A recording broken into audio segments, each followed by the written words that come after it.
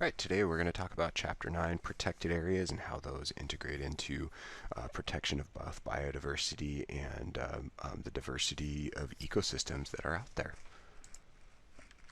So first we're going to talk about this International Union of Conservation of Nature's their rank and protections and contrasts. And so to compare some of the differences in protection, we can look at the two extremes of this in their categories 1A and 6. 1A is strict nature reserves. These are pretty rare. They're something that's strictly protected areas that are set aside for biodiversity, protection of some geological, geomorphical features such as rare earth or fossils, water sources, etc. And they don't have much human impact in them or interaction in them other than maybe scientific research and monitoring.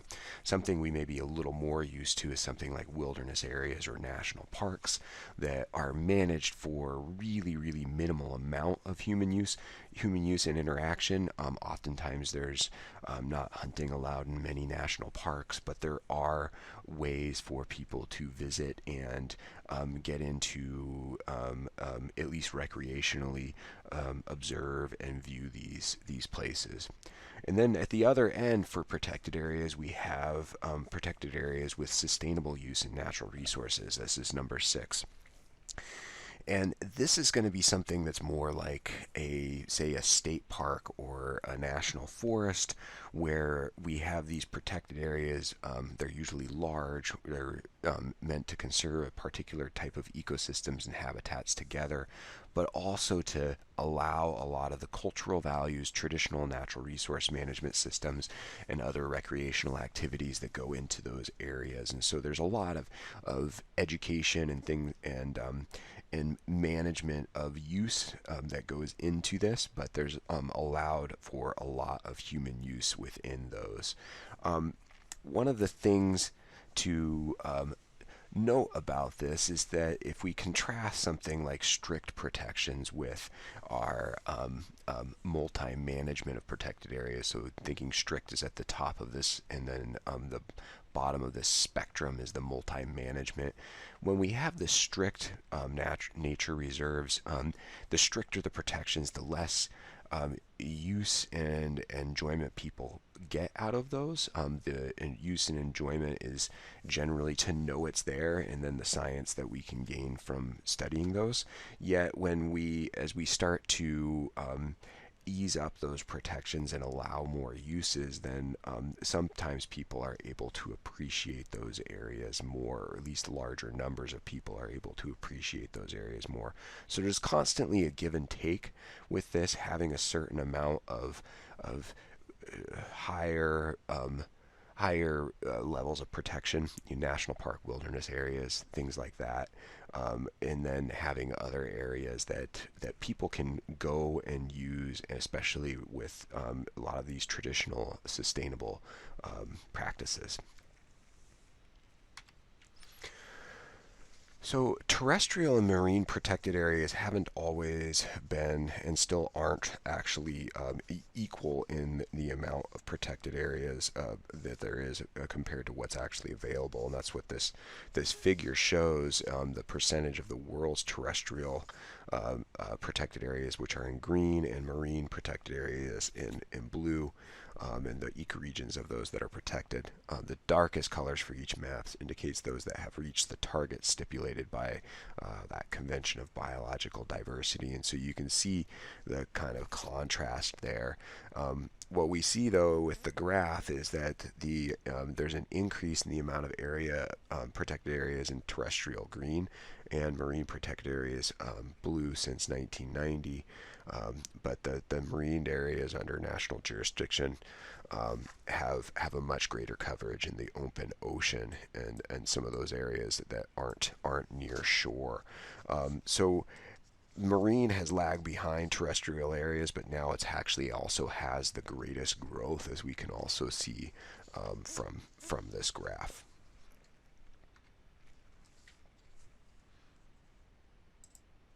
And this image describes what can benefit can happen from a protected areas when we have no take marine protected areas. We have species that are start to get on the increase when fishing isn't permitted there, for example, or it's heavily regulated. Then those species can then increase the algal or decrease the algal cover, and actually start to benefit other species that aren't actually harvested in these protected areas, so in this case coral cover. And it's well known that if we have, especially in fisheries, if we have areas where even the largest carnivorous fish that aren't eating these algae are able to are protected, that they increase the diversity and the quantity of all of the fishes that happen to be in those areas.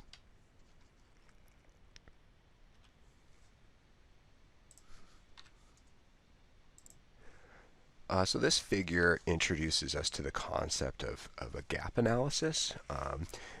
It visualizes the steps of 1 through 3 in a gap analysis, which are compile data, conservation of social goals identified, and then review existing conservation areas to determine what's actually protected. And so we'll kind of walk through that a little bit here. So the graph shows the proportion of a threatened species that receive any sort of protection. And so depending on the group in this graph, between 10 and 30% of the threatened species lack protection anywhere in their range, and most of these threatened species have at least partial protection. Relatively few, though, are threatened species are completely protected. So if we extend that to a gap analysis, these are the things that we need to cover in that we have to compile data to describe the presence and distribution of the conservation target, which could be a species or ecosystem in that area, and that's what this graph primarily does.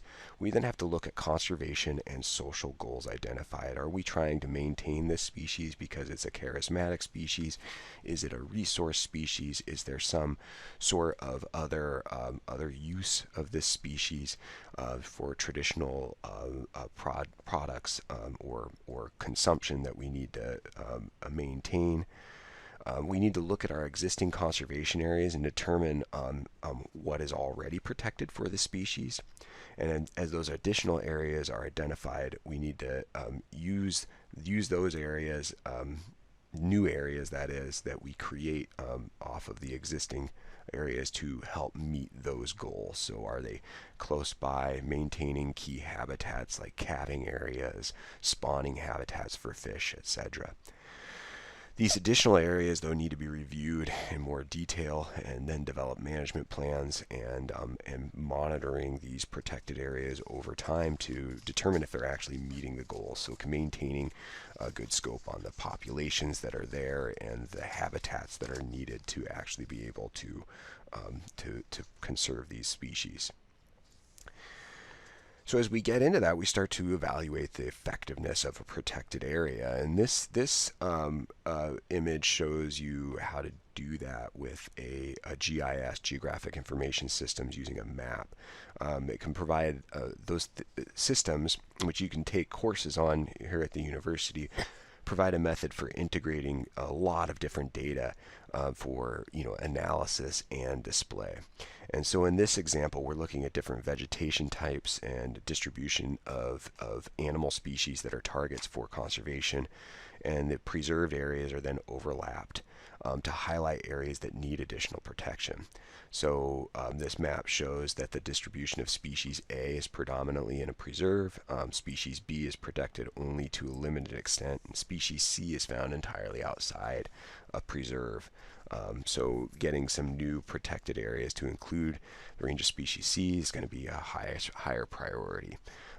Another thing you can start to look at with this is representation, resiliency, redundancy, and reality. And so we'll get to resiliency and reality in the next one, but representation here, what we're referring to is, do we have different habitats represented in the conservation areas that we're looking at? And then redundancy is, do we have those each individual habitat or species represented in multiple locations? When we start to talk about resiliency and reality, it gets us to this other figure, 9.7, that looks into the principles of reserve design. And so the things on the right column are considered better, and the left column are considered worse. You can see a lot of that is built on the theories of island biogeography, where we have more reserves, more protected areas, connectivity between those protected areas, ways for species to move between them, looking at cores and then having reserves around those cores, and connecting a lot of different uh, uh, populations within a larger metapopulation, and then having some human buffer zones as well. So the resiliency is created by making sure we address these issues of connectivity and size and buffer areas. Reality, though, steps into this when we have to start to look at, okay, can we actually connect these? What's that going to cost? How do we? Is it even possible? And how do we make that happen?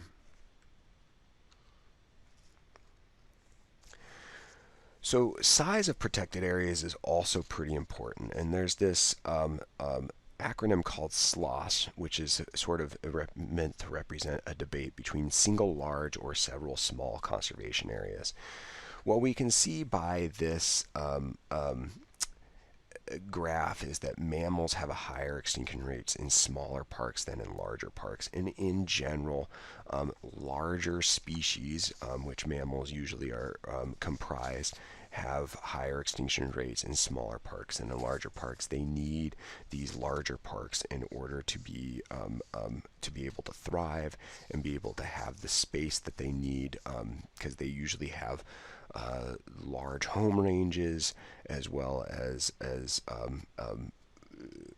movement between different habitats in different times. Think of things like bears have a significant large home range, wolves and caribou also have large home ranges and use those home ranges at different times of the year to access different habitats and resources, and then follow those species as well. Small reserves do have a place, though, because they can actually preserve remnant habitats, and so this is an example of of native grasslands in England. There's also examples of native grasslands that have small preserves in the Midwestern United States. And so this one in England is actually particularly small, 8.7 hectares. And but the and it demonstrates that we have some of these small protected areas. They're surrounded by larger unprotected areas with human impact, but we need these small protected areas in order to actually maintain a little bit of that until we can possibly find ways to restore those habitats on a larger scale. So networks of protected areas have become a big deal, and there are ways to protect these species with large habitat ranges. Think of waterfowl, think of the great African wildebeests and other large animals in those areas, as well as in North America. And you can use it to protect, like, say, a guild of species. And this figure shows the largest network of protected area in the world, established in Europe, and they've worked to create a network and the connectivity of those. And the idea is that these species that use these protected area networks are able to move between them. Move between corridors and access different areas seasonally, or however it is that they naturally need to use those. And so this example in this figure is the migration corridors in a part of Kenya that for wildebeests, and also benefits elephants and zebras. And the status of these corridors is shown based on the colors, where the red are highly threatened, and they have moderately threatened in blue and lowly threatened in green. And you can see some of that depends on basically what their what sort of things are buffering them. So if we look at the bottom of this picture, we can see that the blue that goes through the Endumet Wildlife Management Area crosses over areas that really aren't that heavily impacted. There's very few subdivisions in the way. But then if we go just to the right of that, the red corridor crosses over subdivisions as well as other areas, and so therefore it is not nearly as protected. Now, as we start to develop these larger protected areas, we actually have to start linking them together. And in order to do that, we have to develop corridors and manage corridors, because we have all of these different features that we create, like roads, fences, agricultural land, subdivisions, parking lots that fragment habitats. And so by creating some of these corridors, like such as this, which is an overpass for wildlife, we can allow animals at least one safe passage over these areas, over these fragmented features, or features that cause fragments, and they're able to move between multiple protected areas. And so you'll want to discuss this pertaining your projects, is how linkages between protected areas, and in some cases we have protected areas that say they're all part of the same refuge or all part of the same park, but they have some feature like a road or railroad that bisects through them.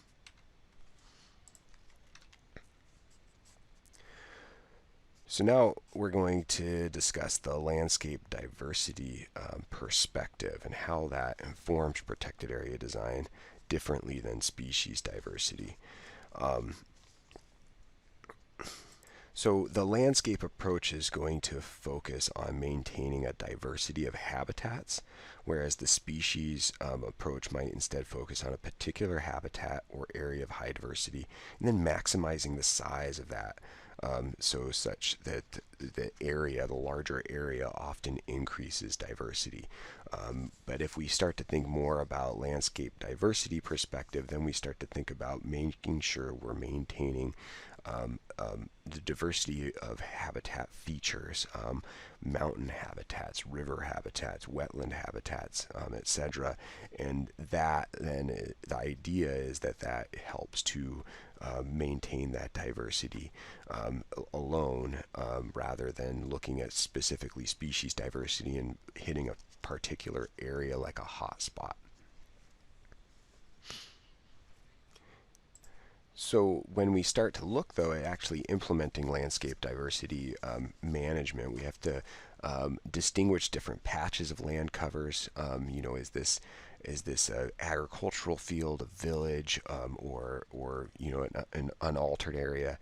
Categorize those patches as whether or not they're unaltered versus altered, and the level of that. That identify constraints on land use planning, like what social or political factors are needed there. Is there a need to build a road through this area to reach an airport, or is there a really significant need to increase food security through agriculture and maintain this land, or is this area used traditionally for hunting? Those are some things that could be constraints on land use planning as far as the strict conservation levels go. And then when you start to work in the constraints, you create a landscape plan to maximize the total amount and diversity of unaltered land cover. Especially near water is often targeted as like the one of those main areas, because we all use water. These water features usually are places of increased diversity as well. Then in the fifth step, we need to minimize human disturbance within the altered land cover. And then the last step, aggregate the altered land covers associated with high intensity land uses away from water, and then low intensity land uses in other areas. And so this is an example from Japan. Um, so where they have an alternating pattern of villages that are in black and secondary forests in dark green, paddies or wet rice fields that are in light green, and then hay fields that are in beige. These landscapes and the diversity of those landscapes were really common in the past, but now with more mechanized methods of agriculture and the movement of the population away from farm and urbanization of these areas, this sort of thing is becoming much and much more rare. So the nature knows best perspective is the kind of a concept that a protected area manages itself, and it really what we hope for is that we can allow a protected area to manage itself. Then the harsh part about it, or the difficulty in that, is that um, um, we often have human impacts that have already occurred in these areas, or other conflicting issues like nearby um, urban settlements to, say, a forest, and so then you have to manage the fire that goes through there as opposed to letting that forest just manage itself. These things, as we start to get to less populated areas with much larger protected areas, it's more likely that we're able to use this nature's knows best principle.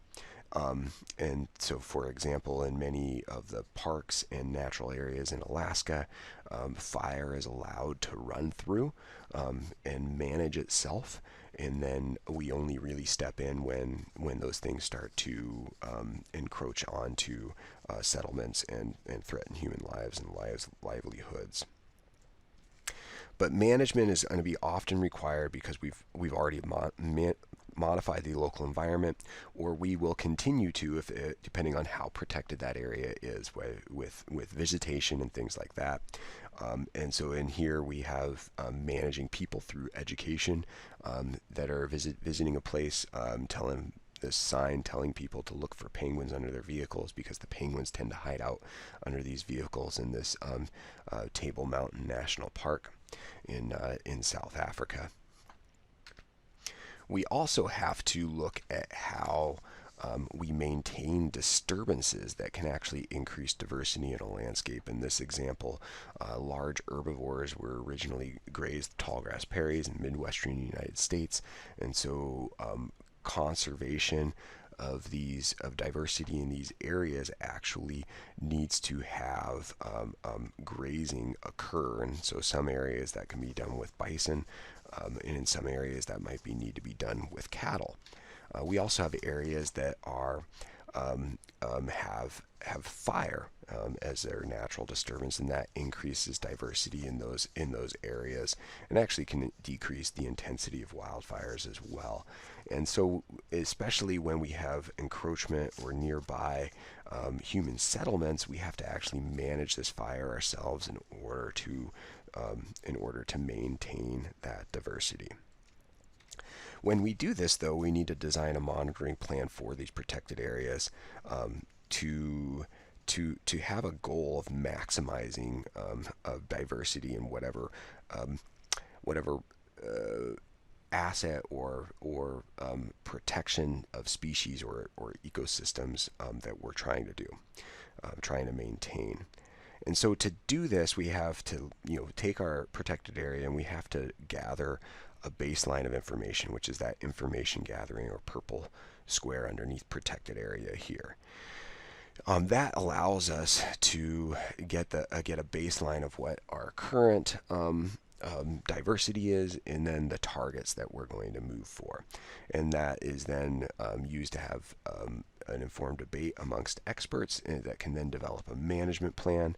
We start to implement and act on that management plan. So if it's reestablishing fire and monitoring those fires in that protected area, then we have to monitor and review that. Did the fire actually, was it safe? Did it increase or decrease diversity in the long term? We openly debate that amongst managers, gather more information from monitoring for that, and then repeat the process again, and tweaking it every time. It's also known as kind of an adaptive management approach.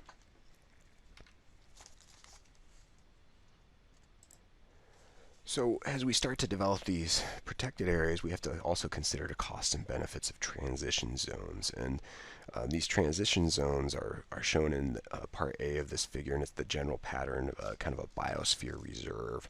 We have a core protected area in the middle, and it's surrounded by a buffer zone where human activities are monitored and managed, research is carried out, and then this in turn is surrounded by transition zones where sustainable development and experimental research take place. What we have to do as we analyze the cost benefit analysis of these types of protected areas and then buffer zones is do we have the capacity to regulate these areas, and does the benefit, social benefit of having the buffer zones and transition zones outweigh the other benefits of the core area and the costs of those. And so it can often be of huge debate and can be pretty costly, or contentious, I should say, amongst different groups. And so these other two examples, this is in B, this is a biosphere reserve in Quebec, Canada, and in C we have, I believe, an orchid. Purple fringed orchid. It's one of a rare species found in that reserve during a survey. So there's a lot of challenges and some solutions to key issues of protected area management. And you'll want to kind of figure out and highlight some of these that are associated with your project. Poaching is one big challenge, especially with species, and the enforcement of those regulations is going to be the way that we deal with that. Trophy hunting is also a challenge. Hunting, though, can actually support conservation when it's strictly regulated, and it'll actually have a minimal effects on diversity and can even benefit it because of the funding that's brought in with that through taxes and hunting licenses. There's taxes on ammunition and things like that, all that go towards conservation.